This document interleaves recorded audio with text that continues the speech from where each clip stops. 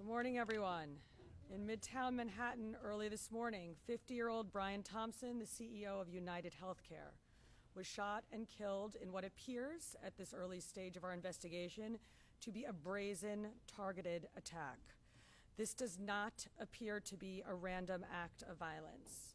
The victim was in New York City to speak at an investor conference. It appears the suspect was lying in wait for several minutes. And as the victim was walking to the conference hotel, the suspect approached from behind and fired several rounds, striking the victim at least once in the back and at least once in the right calf. Many people passed the suspect, but he appeared to wait for his intended target. The suspect fled, first on foot, then on an e-bike, and was last seen in Central Park on Center Drive early this morning. The victim was removed to Roosevelt Hospital, where he was pronounced. We've been in touch with his family, his friends, and his colleagues, and they are very much in our thoughts and prayers at this hour. The full investigative efforts of the New York City Police Department are well underway, and we will not rest until we identify and apprehend the shooter in this case. The women and men of the NYPD take enormous pride in the work that they do each day and each night to drive down crime and violence in our city. Right now, we are asking the public for your help. If you have any information about this case, call Crime Stoppers at 800-577-TIPS. We have increased the reward in this case to $10,000. I want to be clear. At this time, every indication is that this was a premeditated, pre-planned, targeted attack. Millions of people will be enjoying the tree lighting tonight, among other holiday events, and the NYPD will be out there with them, keeping them safe. For some preliminary details about today's tragic incident, I pass it over to our Chief of Detectives, Chief Joe Kenny. Thank you, Commissioner. The information I'm about to give you is preliminary as our investigation is continuing. This morning at 6:46 a.m., patrol officers from Midtown North Precinct responded to a 911 call of a person shot in front of the Hilton Hotel located at 1335 Avenue of the Americas. This is between West 53rd Street and West 54th Street. At 6:48 a.m., officers arrive and find the victim, Brian R. Thompson, a 50-year-old male, on the sidewalk in front of the Hilton with gunshot wounds to his back and leg. Mr. Thompson was removed by EMS to Roosevelt Hospital, where he was pronounced dead at 7:12 a.m. Mr. Thompson is the CEO of UnitedHealthcare and resides in Minnesota. Detectives from Night Watch, Midtown North Detective Squad, and Manhattan South Homicide responded to the scene and began their investigation. What we know is that the shooter arrived at the location on foot about 5 minutes prior to the victim's arrival. He stands alongside the building line as numerous other people and pedestrians pass him by. From video, we see at 6:44 a.m., the victim is walking alone towards the Hilton after exiting his hotel across the street. We believe the victim was headed to the Hilton Hotel to attend the United Health Group Investors Conference that was scheduled to start at 8 a.m. The shooter appears to be a light-skinned male. He's wearing a light brown or cream-colored jacket, a black face mask, black and white sneakers, and a very distinctive gray backpack. The shooter steps onto the sidewalk from behind the car. He ignores numerous other pedestrians, approaches the victim from behind, and shoots him in the back. The shooter then walks toward the victim and continues to shoot. It appears that the gun malfunctions as he clears the jam and begins to fire again. The shooter then flees on foot northbound into an alleyway between 54th Street and 55th Street. Once at West 55th Street, the shooter continues to walk westbound on Avenue of the Americas, where he gets onto an electric e-city bike and rides northbound on the Avenue of Americas towards Central Park, where at 6:48 a.m., we have the shooter riding this bike into Central Park at Center Drive. At the scene, we recover 3 live 9mm rounds and 3 discharged 9mm shell casings. The motive for this murder currently is unknown, but based on the evidence we have so far, it does appear that the victim was specifically targeted, but at this point we do not know why. This does not appear to be a random act of violence. We are seeking information from the public to help identify the shooter. As the Commissioner said, we have upped the reward up to $10,000 for information. You're urged to contact Crime Stoppers at 1-800-577-TIPS.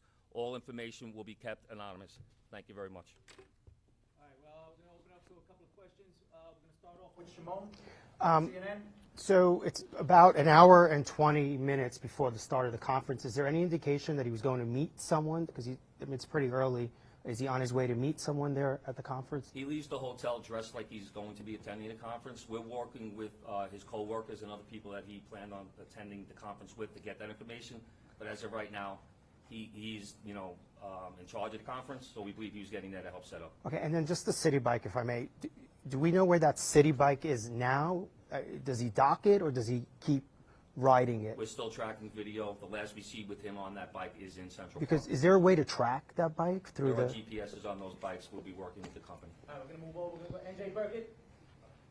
Thank you. Chief, were any words exchanged? If so, what were the words? I'm told a cell phone was recovered in an alleyway on his escape route. Does that appear to be connected to the suspect? We're working through that cell phone. Obviously, we'll be processing it forensically. And as far as words being exchanged, we do not have audio of the incident. We only have the regular video. But nothing from witnesses? Nothing. Well, there was one witness standing right next to the victim when he was shot. We're still trying to identify that victim. Excuse me, that witness. We're going to go over to Aaron Katersky. Thank you. Chief, was he checked into the hotel across the street alone? Was he in the city alone? Was he accompanied by anybody? Did he have any known enemies or anyone that you've been able to find so far? Like I said, we're reaching out to law enforcement in Minnesota, and we're also interviewing his co-workers and family members to see if there have been any specific threats against him in the past. As far as who was he in the hotel with, we're doing a search warrant in his hotel room right now. That might lead us, give us some more information. All right, we're going to go over to Dean Moses. A couple of questions. One, based on the surveillance you've seen of this individual, do you feel like he's professional? You mentioned that he did a good spell. Do you feel like this was a professional individual who took this man's life? And also, will it affect in any way tree lighting tonight? I'll answer the part about whether or not he's a professional. That we have no way of knowing that. From watching the video, it does seem that he's proficient in the use of firearms, as he was able to clear the malfunctions pretty quickly. But as far as the tree lighting, I'll leave that to Chief Madrick. Yes. Good morning, Dean. Just really quick, this incident will not affect the tree lighting. The tree lighting is slated to start at 7 p.m. The show, the actual lighting of the tree, will be close to 10 o'clock, actually 9:55 p.m. We will have a massive police presence out there around Rockefeller Center from 52nd Street all the way down to 47th Street. We will have plainclothes out there, a plainclothes detail out there. We will have our CRC assets, our strategic response group assets. We will have our intel division out there. A lot of assets out there to make sure people can come out and have a good time. And we're going to have additional police officers in the subways as well, so people can take mass transit to make it easier to travel into the city and enjoy the tree. This is a terrible event, but we're going to go on, and people are going to enjoy the tree lighting tonight. All right, we're going to move over to Marsha Kramer. I wonder if you could tell me, the mayor said that there was evidence recovered at the scene that would indicate that this was not a random event. I wonder if you could tell me what that evidence was. And by looking at the gun, it appears that there's a silencer on the gun. Was there a silencer on the gun, and does this indicate not only that it was premeditated, but this is somebody who knew his way around guns and might have been a professional? Once again, we won't know that until we complete our investigation and identify the shooter or recover that firearm. You see a glimpse of the gun in video, so we're not able to make a determination on whether or not a silencer was used on that quick glimpse of video. We can't tell from that little glimpse of video. I'm not going to commit to saying that at this time. That will be part of our investigation. There's a cell phone recovered in the alleyway, and once again, we will process that forensically and see if it comes back to this shooting. So you don't think that the cell phone was part of Brian Thompson's, Once again, this investigation is less than 5 hours old. That will be part of our investigation. All right, we're going to move on with Joe Marino, New York Post. Chief, do we know when Thompson arrived in New York City? My understanding is he was staying close by to the Hilton, but not at the Hilton.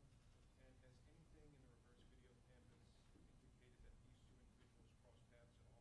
As of right now, based on the current video that we do have, it doesn't appear that they crossed paths, and he arrived in New York on Monday.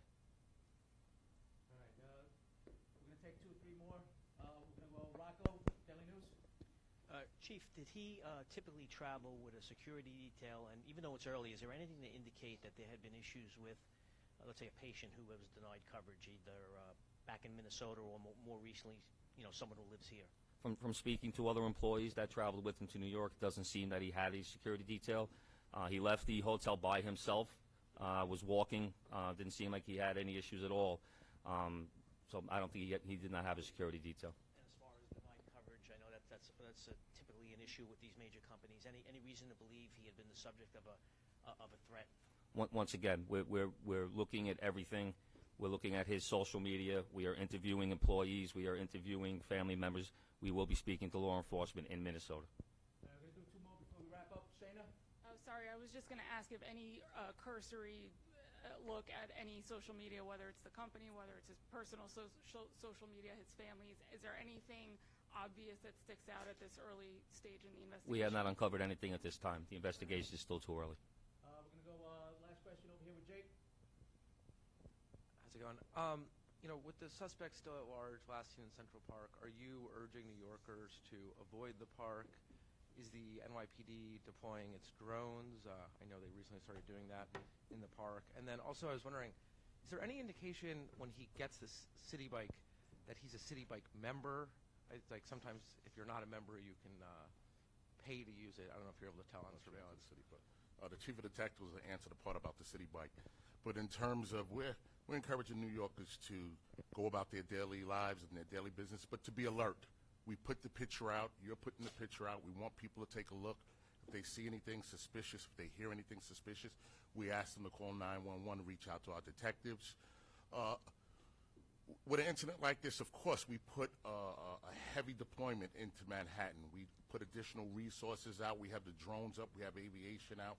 We have K-9 out. When an incident like this happens, we don't spare any expense. We put all of our resources out there to support the chief of detectives' mission and to keep New Yorkers safe. So we will have a massive presence out there around the tree lighting, but throughout Manhattan as well until more information develops and we're able to support the chief of detectives and what he needs to make a quick arrest. As far as where he got the city bike, we're still working that through. Like I said, we're pulling video from numerous locations, numerous sources, and we have him on our timeline walking, and what we're very fortunate is he has that very distinctive gray backpack on. So we see him on one video clip walking, and then another source of video, him riding that bike. So we don't have video or witness confirmation on how he obtained that bike.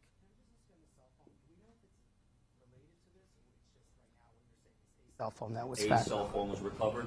We will confirm that later on down if we, do our forensic examination. Thank you, everyone. Thank you. This concludes our press conference. Thank you for your time and attention.